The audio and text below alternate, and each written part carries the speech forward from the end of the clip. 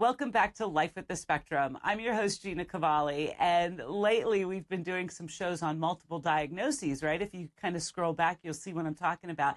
And I started thinking, for a lot of people, they're on Medicaid, medical assistance waivers. So most, like every state, has a wait list to just get on now, comp waivers and things like that right here in Georgia. But what about keeping the AC on when it's triple digit heat indexes and keeping the furnace on when it's, below zero and keeping your medications cold? There are assistance programs out there. And I found a woman up in Maryland who co-founded the Critical Medical Needs Program up there, and I think you're just going to love her. Welcome to the show, Cindy Carter. Hi, Cindy. How you doing? Doing fantastic. Thank you so much for being on the show. Cindy, give our viewers a little bit of background. You run a cancer foundation, don't you? Yes, I run Cancer Support Foundation that helps people that are going through cancer treatment keep their lights and their heat on. We've also expanded that to what's called Critical Medical Needs Program, which now will help people with any kind of medical challenge keep their lights and their heat on in the state of Maryland. So that's what led you to create the Medical Needs Assistance Program, right? Well, what led it to, I'm a cancer survivor. And once I got through that journey, I decided this was what I really wanted to do because there's so many people going through medical challenges. At that time, my focus was cancer, that we're not able to get into the agencies that have the grants to be able to keep their lights and their heat on.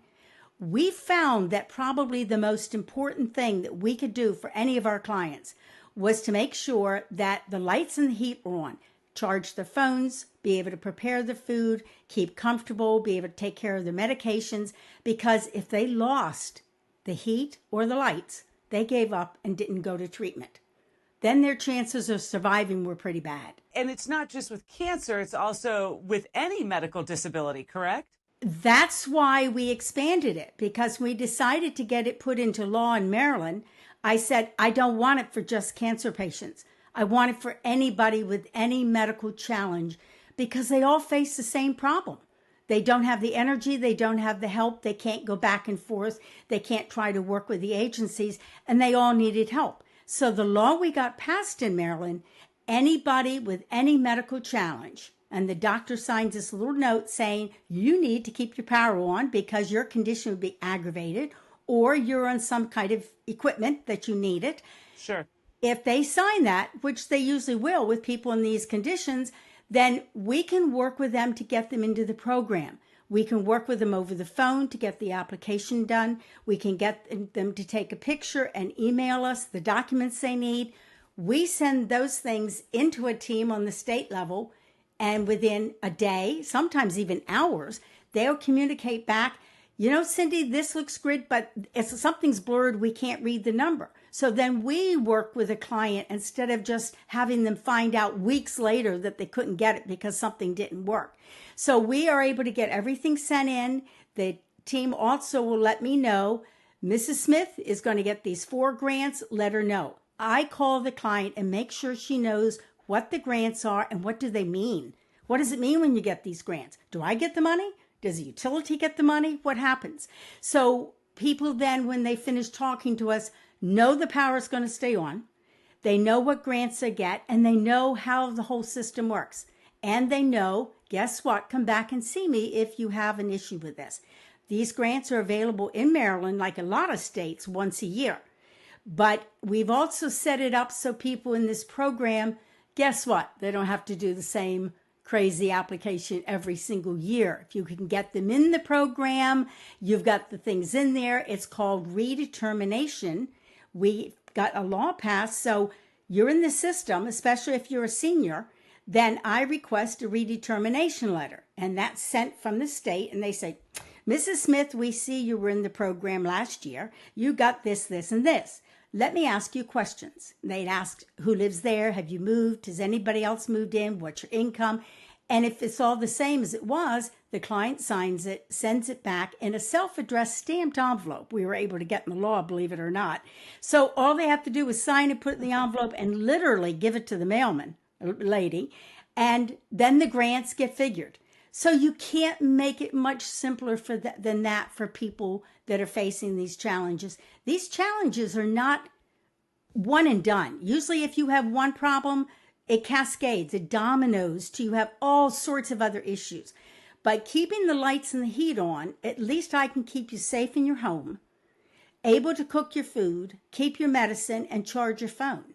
So that's off your plate now. Now you can concentrate on what am I supposed to do? What did my doctor say? Well, my doctor said reduce my stress. Well, it's pretty hard to reduce your stress if your lights and your heat are always a constant problem. So by doing this, we're hoping to reduce stress for people, letting them focus on what they need to do and keeping them safe and making it easier for everybody all around. It sounds like every state needs a Cindy Carter.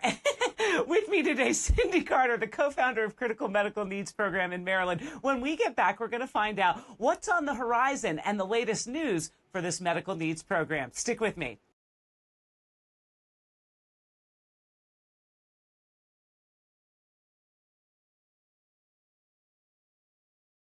Welcome back to Life with the Spectrum. I'm your host, Gina Cavalli. With me today, Cindy Carter, the co-founder of the Critical Medical Needs Program in Maryland. I said every state needs a Cindy. And Cindy, how long has the Critical Medical Needs Program been there in Maryland?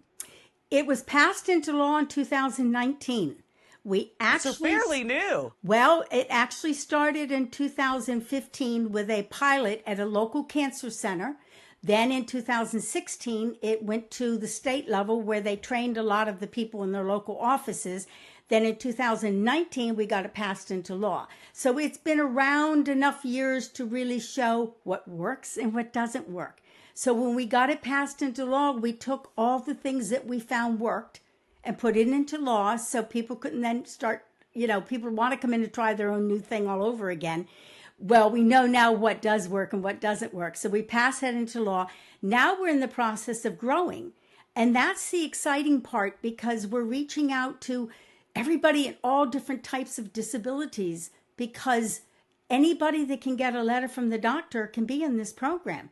And we make very, very sure that nobody knows what the individual's challenge is. In fact, if the doctor on the note writes what their deal is, I want a new note. Because it's nobody's business. If a doctor signs a note, you're qualified from a medical point of view. We fought very hard to make sure that there was no other requirements. That the privacy was kept in place. Absolutely. How many people take part of the critical needs program up there in Maryland?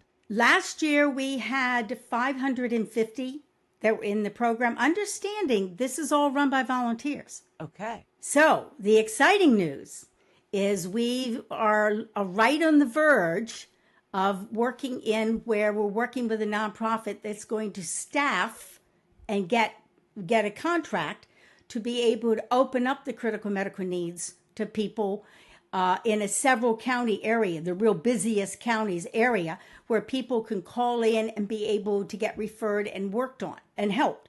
When you work with all volunteers, it's a hit and miss. Some of the cancer centers do it, then the person leaves and they have to train somebody. You have other local organizations. So it's kind of runs, hot and cold as far as the number of people. What we really needed is a core group of paid people that are navigators. And the people that are helping clients are called navigators.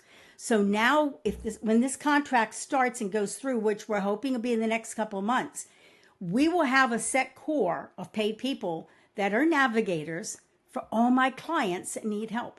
So when the hospitals call me, anybody calls me, I can say, here's the place you need to call. Is there ever a wait list for this program? No, because I work until they, You work tirelessly to get it done, don't you? Yeah, exactly. There's no excuse with me on this because I've been a 4-time caregiver of elderly parents and in-laws. And I've also been a cancer survivor. And you can't just say to people, well, we'll get to this when we can. It doesn't work that way. That's great. Cindy, I really like this critical medical needs program. About how much, because, well, during the winter, it can be downright brutal in people's homes and their electric bill can go way, way up. What are we looking at financially that people are kind of getting? Does Does it kind of ebb and flow with do they turn their bills over? Do they get a set amount every month? What does that look like up there? With the state grants, and it's set this way with it, there are two grants. There's one that's a local state, and there's one, a federal grant that most states get for during the heating system. So that money comes in, and it is ready in November to go out to people to help them in the wintertime. The electric is through the state money. It's actually through ratepayer money in the state of Maryland. So their season opens July 1st. So last week I put in 31 applications for people. So those 31 people have a hold in their account. So nothing is going to happen. I will know soon what the grants are because it's the beginning of the year. They're still getting everything chugging. Once I know the grants, then I call and let them know. Now, if they run into problems in the wintertime, and they've already gone through the grants, because these grants don't pay all your bills. They're just kind of there to help you. Right. There's a place called Fuel Fund. There's some other private organizations. It's pretty much like all states. You depend on the nonprofits to have programs to pick up and help, because the money from the states varies, and Maryland's grants this year will be less, and our bills have been high. Like everybody's noticed, it's higher. And with this summer being so hot, there are actually more people that die from the heat than die from the cold. Sure. And this year we are facing, like a lot of people are, I mean, they feel like 110 degrees. You can't, it's sad. We've got people right now without power that we fight every day to see about getting the funding from somewhere to get their power back on. Yeah, triple-digit heat indexes and then -0 temperatures and sub-zero temperatures. I can see where this program is in desperate need. And again, it is available in Maryland for people of all disabilities, not just cancer survivors. We want to make sure everyone's clear on that. Cindy, where can people find you? Because I think it's kind of twofold why people would want to reach out here. One, if you're living in the state of Maryland and this describes you, then we wanted to get you in touch. And two, for people who are in other states that may not have a critical medical needs program just like this, they can call and chew your ear and find out, how did you do it? Where did you go? What did you do? How can I start this right here in my own community? How can people get in touch? Getting it started in other states would be phenomenal because everybody needs this. Yes. And of course, if you're in Maryland, please get in touch with me. The best way to do that is to go to the foundation Facebook. The email. It's cancerhelp, HELP, MD@gmail.com. Email me at cancerhelpmd@gmail.com.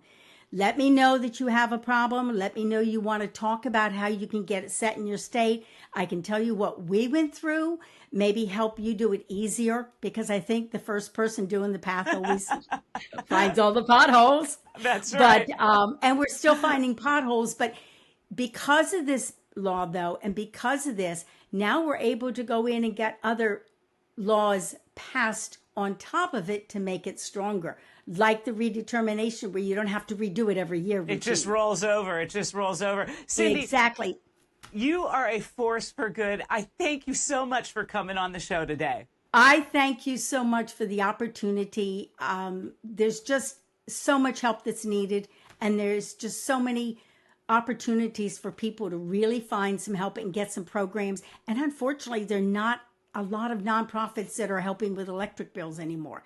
So please, if you need help, give me a call. And if you want to know how to do it in your state, I'd love to help you with that. I so much appreciate you having me on. Everybody needs a Cindy, right?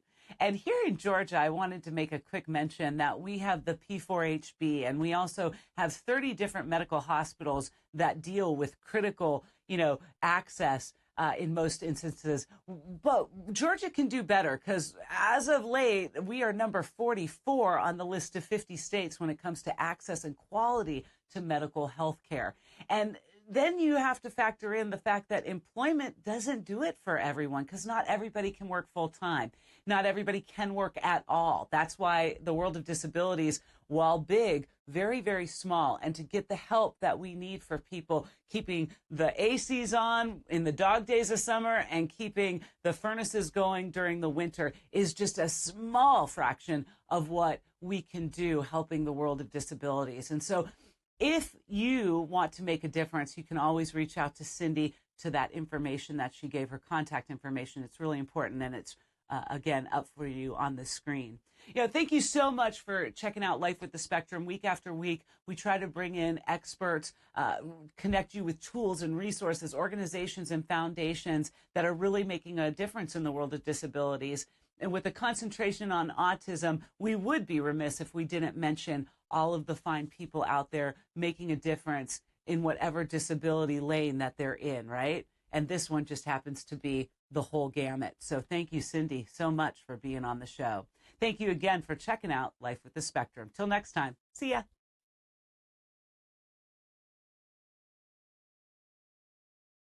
Bye.